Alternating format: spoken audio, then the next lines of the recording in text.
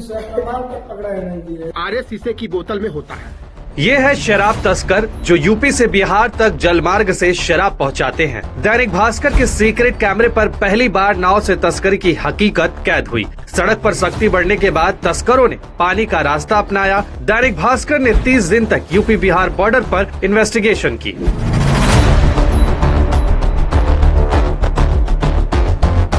हमारे इन्वेस्टिगेशन के 3 किरदार हैं। पहला वो पूर्व पैडलर जिसने तस्करी का कारोबार समझाया। दूसरा किरदार सनी साहनी जिसने नाव तक शराब पहुंचाने की जिम्मेदारी ली। और तीसरा पैडलर विकास जिसने बल्क में शराब बिहार में पहुंचाने की गारंटी ली। शराब तस्करी के 2 रास्ते हैं। पहला यूपी बिहार बॉर्डर पर सड़क मार्ग जहां आबकारी विभाग का पहरा है। सड़क के रास्ते शराब की गाड़ी पार कराने के लिए 1 लाख तक खर्च करना पड़ता है। दूसरा रास्ता है ट्रेन का। लेकिन 21 अगस्त 2024 को शराब तस्करों ने आरपीएफ जवान प्रमोद और जावेद की हत्या कर दी। इसके बाद सख्ती बढ़ी तो तस्करी का सबसे सेफ रास्ता पानी का हो गया। इस वक्त बलिया से जुड़े बिहार बॉर्डर पर खड़े हुए हैं। हमारे बगल में आप जो ये नदी देख रहे हैं ये सरयू नदी है और बताया जाता है कि ये सरयू नदी इस समय यूपी से बिहार शराब तस्करी के लिए सबसे मुफीद रास्ता माना जा रहा है। इसी के चलते हम बलिया पहुंचे। यहाँ हमें एक पूर्व पैडलर ने रेड से लेकर तस्करी की पूरी कोडिंग भाषा को समझाया।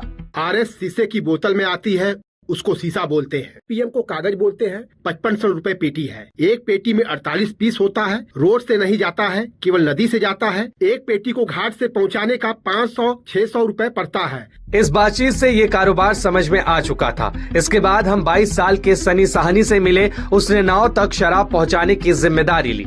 हम पैसा लेंगे, मान देंगे, बात खत्म। अगर ज्यादा लिंक हुआ तो 5000 की मिल जाए, पेटी को 1000 बचेगा। 50 पेटी जाता तो 50,000 रोज का। हम लोग इधर बस नदी तक माल पहुंचा देंगे। रौती थाना पर होने के 70,000 महीने देते हैं।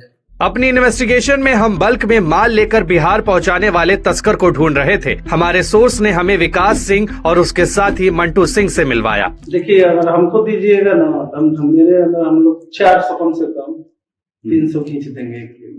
मान लीजिए 2-4 रुपए हमको कम में दीजिए, आपका पैसा कहीं फंसने वाला है। हम लोग देखिए, हम बिहार में रहते हैं, हर कंडीशन हम हर जगह पे जानते हैं। कहाँ स्टीमर खुलेगा, भानो करते हैं पोजीशन, उनका पोजीशन खराब था। पूछ ले दीपू भैया से, बता दिए। हम प्रिंस से बताए, दीपू भैया फोन से ना बताइए।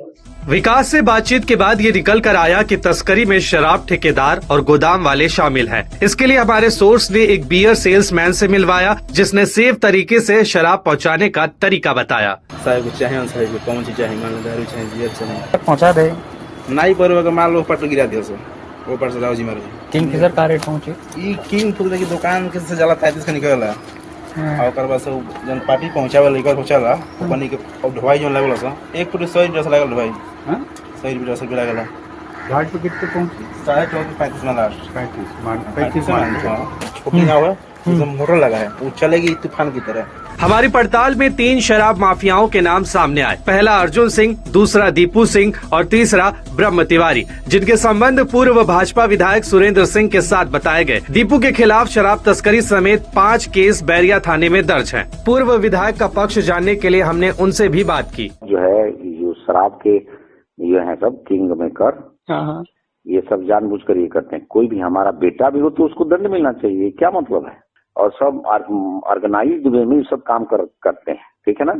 पूर्व विधायक से बात करने के बाद हमें विधायक के एक करीबी का कॉल आया जिसने मिलकर बात करने को कहा। कहाँ मिलेंगे अभी? आप लखनऊ हैं? नहीं, मैं इसमें लखनऊ में।